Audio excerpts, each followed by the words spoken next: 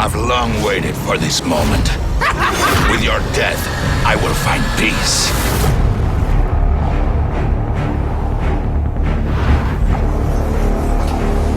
Eight assassins after your head. What are you going to do? I'm going to find Black Mask and put an end to this.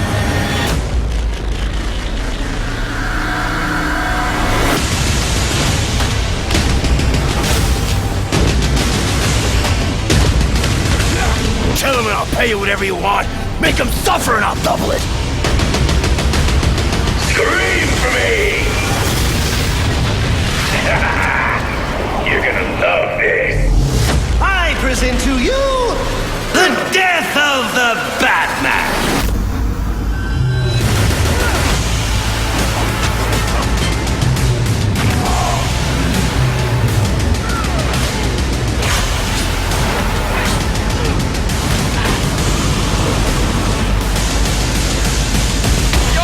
Some hardened vigilante. You're a young man with a trust fund and too much anger.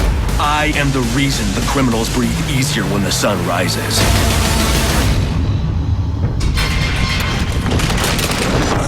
I'm on your side. My side? My side works within the law. We've earned Gotham's respect. If that were true, I wouldn't be here. Gordon, clear the line of fire! You've got nowhere to run.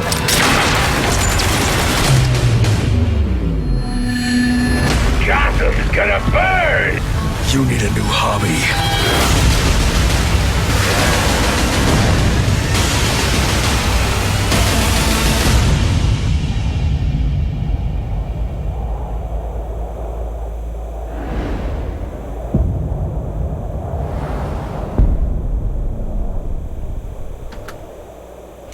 And that is the trailer, the Nowhere to Run trailer for Batman Arkham Origins, which is coming out in, as you saw, December, what am I saying, December? October 25th, and it's going to be on the 360. One of the news that was just released, which is very interesting, is that it's not going to be on next gen, which means it's not going to be on Xbox One or PlayStation 4. It is only PC, Xbox 360, and PlayStation 3. So that is, I was sort of dubious that they're going to make a prequel for the Batman series, but I'm sold. Anyway, Gamescom was 2 weeks ago. I was not around last week because there was a conflict, and I wasn't able to make it in. But they did announce the launch titles for the Xbox One, and the launch titles are, as figured. And by the way, the leaked launch date is November 8th. It's not official yet. Microsoft has said nothing about it, but it seems to make sense. If PlayStation 4 is coming on November 15th in the United States, Microsoft wants to get a week jump on it, so November 8th. Although you'd have thought that maybe November 1st, because think about it, it's the Xbox One, and you're releasing it on 1/1/1. I mean, it works that way. I mean, the Elder Scrolls Skyrim was released on 1/1/1/1/1, November 11th, 2011. Anyway, the launch titles are as follows, and I will note the ones that are multi-platform and which ones are not. Assassin's Creed 4, multi-platform. Battlefield 4, multi-platform. Call of Duty Ghosts, multi-platform. Crimson Dragon, not multi-platform. And if you didn't know, that is basically the third in the Panzer Dragoon series. Should be interesting. Dead Rising 3, also an exclusive. FIFA 14, multi-platform. Fighter Within, exclusive, especially since it's a Kinect title. Forza Motorsport 5, exclusive. Just Dance 2014, multi-platform. Killer Instinct, exclusive. Lego Marvel Superheroes, multi-platform. What's really interesting is that Warner Brothers is producing that game, and they own DC Comics. So I'm wondering when they're going to have Marvel and DC game together. Loco Cycle, Twisted Pixel, also exclusive.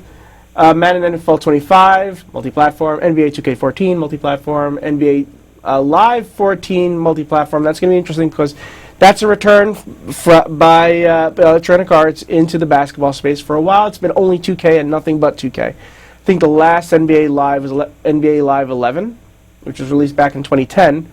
That's 3 years ago. Need for Speed Rivals, multi-platform. Peggle 2, limited exclusive. Not even the PC's going to have this, which is, I know, is going to annoy a lot of PC gamers. I know that they can't have Peggle 2 for a couple of months. Power Star Golf, I don't. That's exclusive since it's produced by Microsoft Studios. Rise, Son of Rome, exclusive. Skylander Swap Force, multi-platform. Watch Dogs, multi-platform. Zoo Tycoon, exclusive.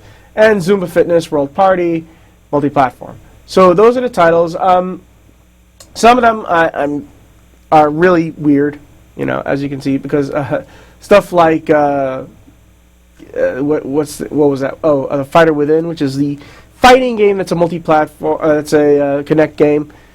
I was hoping Rise would be that, but they turned Rise from that into a normal QuickTime event console gamepad game. It's really interesting. They're bringing back Zoo Tycoon, and I haven't heard from that. In terms of it's been a while. I mean, the last I saw was on Nintendo DS. That's how long ago it was. But we're going to remain with the Xbox 360 for a second. Actually, you know what? For those of you who are wondering what the heck Loco Cycle is, now Twisted Pixel also did the Explosion Man games, as well as some other stuff. So here is Loco Cycle. For it's a digital title. It's not a full title.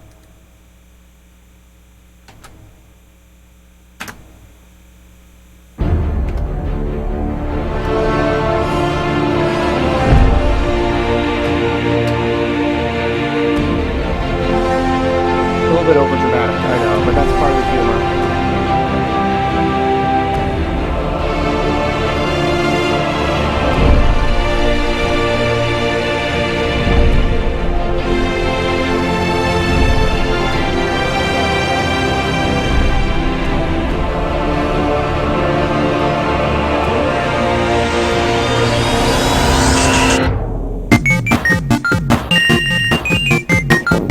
Isn't this exciting, Pablo? Envía mi cheque de pago final a mi madre. You are correct, Pablo. I think we need to go over here.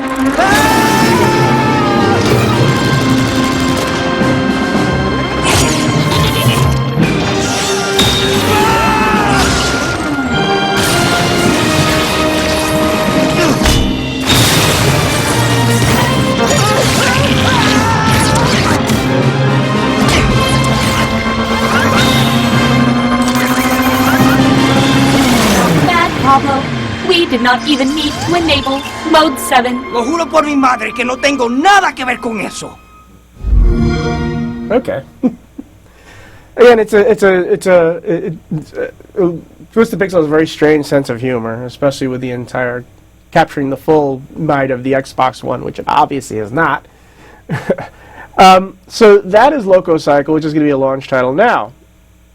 Which is not going to be a launch title, but will be on the Xbox One, but is being released on the Xbox 360 first.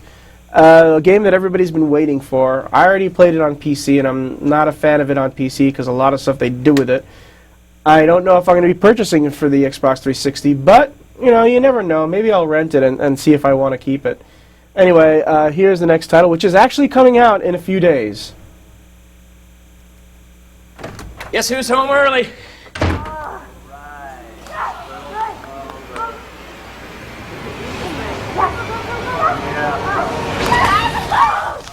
Hey, hon. Sit down. We'll make it a foursome. September 3rd, grab your friends and go to hell.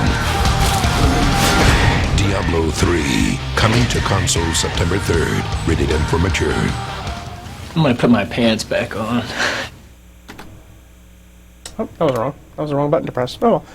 So, so Diablo 3, I still haven't really, I played it for a couple of hours on the PC, and for whatever reason, it wasn't capturing me, the PC version, and I still play Diablo 2 to hell. So, okay, I caught that. Don't blame me for that. But I'm still not sold, even with the console version, which is going to be offline. It's going to have offline multiplayer as well, as you can see, same machine multiplayer. and it's going to have console stuff like jumping or leaping or doing a barrel roll to avoid. So I am not convinced yet. I am not convinced yet, but like I said, I can always rent it for the Xbox 360. It's not that big a deal. So, there is some other news, and I'm going to have to go up to the news screen here. No, not that one. Not that one. I already sent, there's a rumor that it's going to be, okay, here, this. Now, I don't get Microsoft on this at all, but Microsoft employees are going to be getting their own version, own special version of the Xbox One. Now, you've seen what the Xbox One looks like, right? It looks like a stereo speaker. This is what Microsoft employees are going to be getting. A white Xbox One. Now, look at that thing. I don't understand why this isn't the actual console that's being sold. Because the current Xbox One does not look like the next generation of Xbox 360. This looks like an Xbox 360 of the future. It's the same lines as the Xbox One, except instead of black, it has a white finish. And it looks like it's glossy, so, it's not going to turn yellow in a couple of years. That's one of the problems with white consoles, is that they get old and they turn yellow, And the Kinect has a white paneling on the sides, and you have a white controller. This, and no matter who I showed this to, everybody got excited over looking at this. This looks like what the Xbox One should be. And I'm thinking, if you want to get something for the employees that's exclusive to the employees, have something like a fluorescent green logo on it, something like that, and have this option, because Lord knows people love different color consoles. I mean, Sony's releasing a blue PS3 this week. So, and Nintendo's known for years, if you want to get people to buy another DS, just release it in a new color, like a red or a blue or a hot pink, But this, they should be offering to consumers as maybe a limited edition, Just say, just get people excited over it. It shouldn't be, just for employees. I don't understand why they're not selling that, because that's hot. That is what people want to play, And it isn't because they can't play it, It's like, oh, it's an exclusive, therefore I want to play it. No, it's because it looks better than the Xbox One they have ready. Release this white one, or at least say it's going to be released at some point in the future, like in a couple of months, not in a couple of months.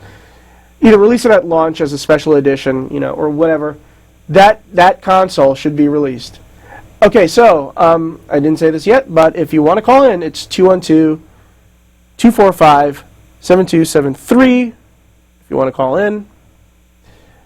Lines are open, and we have several lines, too. I mean, we're not lacking for lines here. The other major news is that there will be dedicated servers for the PC, Xbox One versions of Call of Duty Ghosts. Now remember, the entire spiel about the Xbox One is it has massive, massive servers. Well, Infinity Ward said that they're going to be fully embracing the cloud, making it easier to have dedicated servers. As a matter of fact, it'll also be able to do on-the-fly updates as well while you're playing, since, again, it's on the cloud. What it makes me wonder is if you have the PC version and the Xbox One version, or the Xbox 360... actually, they announced that the Xbox 360 versions and the PlayStation 3 versions, all your progress in the current gens will be remembered for the next generation versions of both Call of Duty Ghosts and Battlestar 4. So... But apparently these dedicated servers will be exclusive to the PC and the Xbox One versions. Also, it's funny, Electronic Arts has been having to explain that it has not given up on the PlayStation 4 or whatever. They're still paying attention, that they haven't ruled it out, even though Titanfall's only going to be is going to be only on Xbox One and PC at some point. Anyway, of those special weird games that we don't know anything about, I also have the trailer for Power Star Golf. It looks like it's another digital download game, and it looks like, sort of like... do you remember those weird golf games that were, that that had the guy in in his bikini briefs and the other stuff.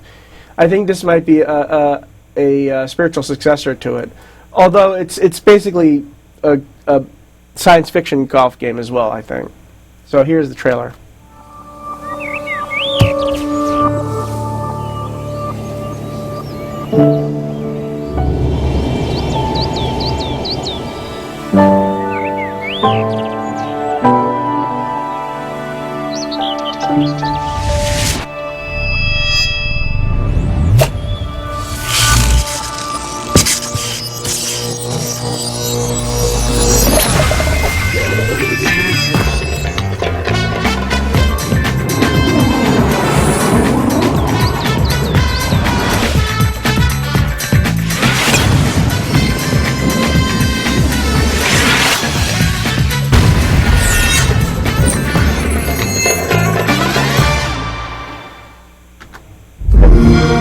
That's the weird-ass golf game. Again, it's going to be a digital title. So, now, last few weeks I've shown you Watch Dogs, and I've shown you the Crew, and I've shown you. Oh, damn! I keep forgetting what that Tom Clancy thing is. You know, the one in which people are walking around, The Outfit, or something like that. So, the other thing is that one of the games that's coming up is Zoo Tycoon for the Xbox One, and IGN released a nice walkthrough for it. And, you know, so rather than going with the hardcore stuff, we're going to wrap up with a nice developer thing for you. So, if you want to call in, the number's over there, 212-245-7273. And here is the Gamescom presentation of Zoo Tycoon, and you'll hear the crowds in the background because this is recorded off camera. Zoo Tycoon has a heritage going back to 2001, where 8 million people have been playing this game on PC as a simulation game. What we have here is both an up-close running around game and a proper Zoo Tycoon simulation as of before, where we can go in, we can edit the exhibits, all that sort of thing. But you can also run around and visit them in first person, which brings a real sort of richness to it. So if I go back to the start point, you'll see here we have the entrance to the zoo. We have these guys called educators going around. I've just chosen a default zookeeper, but you can have any number of those. You can sort of edit your avatar. We're also using as many excuses as we can to get up close with the animals, which is all very nice. So here we see a little lemur. So we can go into the zoo. You see there are all sorts of things you can go and interact with, like that lady there. You see the little parrots flying around. You can get into these zoo carts to drive around the zoo. But also we can look at the zoo. We can play it as a simulation. So if we go here, we can see what the needs of this zoo are. Now the people making the zoo were stupid here. They didn't fit any restrooms. The animals are hungry, they're dirty. But we can change that. We can either employ zookeepers to do it, or we can do it ourselves. But the most important things are the animals. So if we go into the zoo, you can see here, we see some elephants. So an example here is if we want to go and wash them, clean them, we'll go up to this washing point. We can look between the different animals, skip between them, see.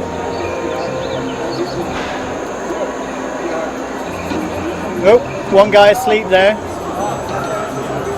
Little baby over there. Let's call this guy forward to be cleaned. Okay, as you can see, he thinks he's really dirty. So, we can improve that. He is.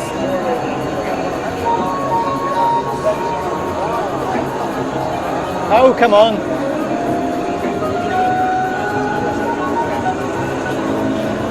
Always the issue with demos. Let's try again.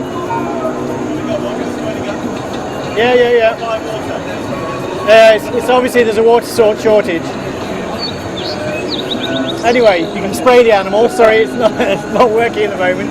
You can also feed the animals. So over here we have a feeding station. But we can also get other people to do it. So if we look at the exhibit, we can edit it and we can add things to it. So we can get things so the animals can feed themselves. So let's build something with this slot.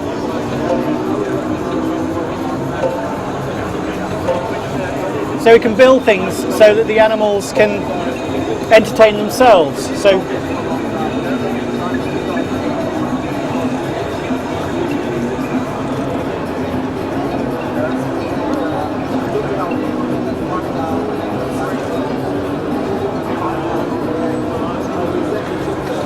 now go in and watch the animals interact with that.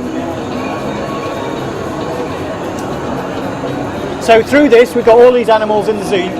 You can build a very, very large zoo. We go up to 2 square kilometres. And so we've got sort of, if you like, the game working in 2 parallels. The great thing with the game is also, in addition to the sort of simulation of the zoo, we've got community aspects to it, which form sort of 2 parts. Up to 4 people can build the zoos together, as we're seeing here. You can see them doing it. We've already got quite a large zoo, but we can add other things to it. So let's add a new enclosure. We can put it down. Other players can see this happening as well as you're building it. So if I plonk this attraction down, we can then adopt animals to put into that exhibit. So we've got more than 100 animals, different species you can put in that, which will build a really, really rich zoo. Some of those are unlocked through the progress of the campaign. We've got a 15-hour campaign. So if we choose, I don't know, let's put a giraffe in this enclosure.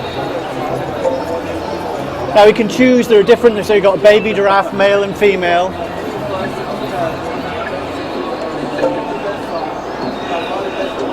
Now all animals are brought in by helicopter, as you'll see.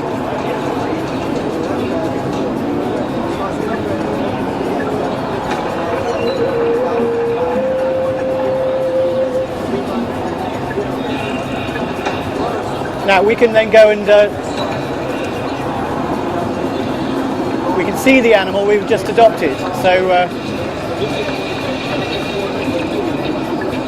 we can look at the animal. So go and zoom into him. We can also see, this is Caroline, what her needs are. So she's lonely, she's a bit dirty, hungry. So we can either put down a station to do this, or we can adopt another animal to keep her happy. We also got various notifications you see in here about things through the zoo, so you can see how you manage them. So we can look, the animals in tropical small are hungry, we need a suitable feeding station, so we can go and do that. So as the zoo gets bigger and bigger, you can sort of automate this by putting down feeding stations. So let's go and do that. So the feeding stations are what we call enrichments. Let's go and look at another slot. So let's build something here.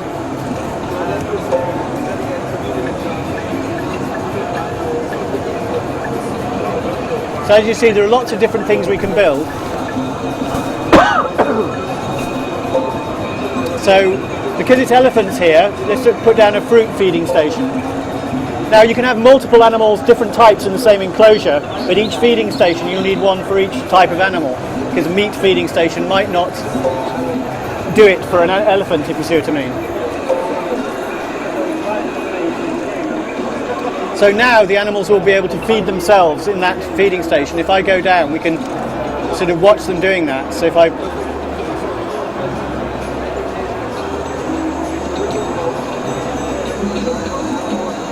see, look at the baby elephant now coming to the feeding station, can now feed itself. Now we can also feed them using the feeding station that you saw earlier, where you actually go up and feed it, where we can either use the controller, the game works entirely with controller, or we can use Connect to do that. But remember, this is sort of, the game can be played at 2 levels. Because of the simulation level, we've still got a rich simulation here. Now we've automated that process, we can concentrate on spending the money that we've earned from that, on making the zoo bigger, bringing in new animals. And then the other side to the community aspects to the zoo is that, a week or so in a park in Kenya, a rhino was shot, which is a real shame. But zoos can do something about this. They can release more animals into the wild.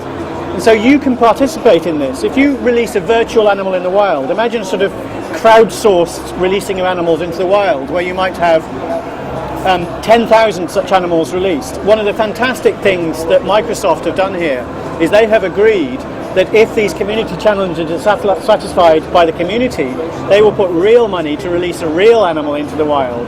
So you have a load of people doing this. So let's say 10,000 virtual rhinos are released into the virtual wild. You might get a real one helped due to relationships with the AZA, which is the American Zoological and Aquariums Society, or the WWF. And those relationships are in place. And I think it's amazing that Microsoft have managed to do that, and I hold my hat out to them. But as a gamer, it's something really to be proud of, that we can do something that has a real consequence, positive consequence in the real world by playing a game.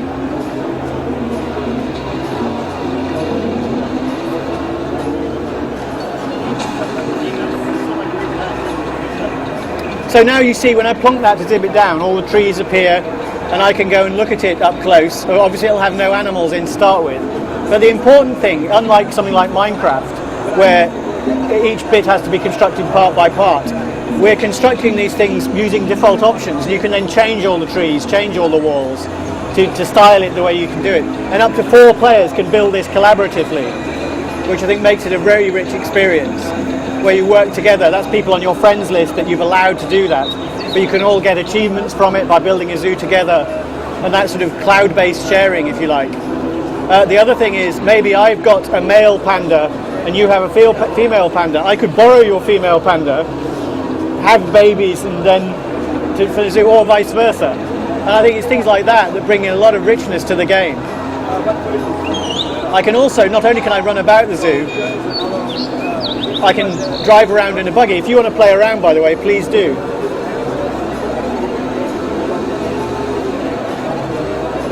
Left trigger to go backwards.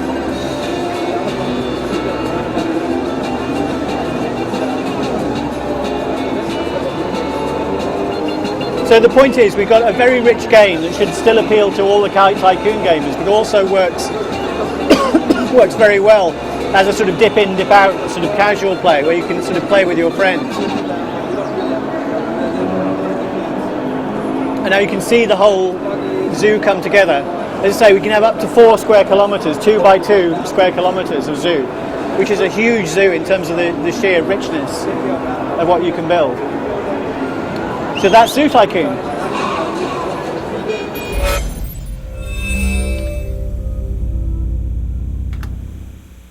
Well, that's the show. See you later.